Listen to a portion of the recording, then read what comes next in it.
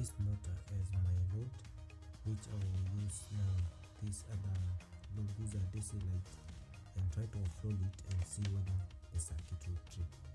So what you need to first set this one, because as you can see it's tripping automatic, because the setting or the potentiometer knob here is adjusted such that it detects as if it's a short circuit in between it.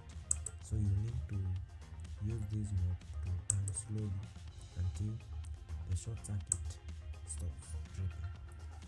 Now this is my positive and this is my positive for the motor. So if I connect it, you can hear the motor running. So let's see. I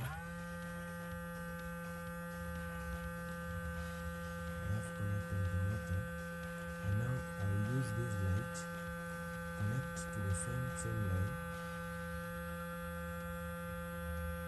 and see what happens if I try to connect it to the other output of this lamp.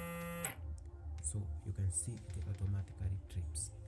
So I put it on, I try to bring heavy load across it, it would automatically trip. And if you have the load still connected, then if you use the push button, it will keep on tripping until you remove the heavy load.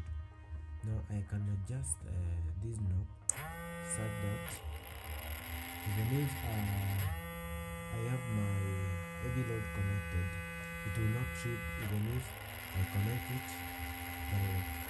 But if I adjust it slowly, if I come across and put a heavy load, it will automatically trip. So this knob here is used to adjust the circuit so that it can trip at a given value.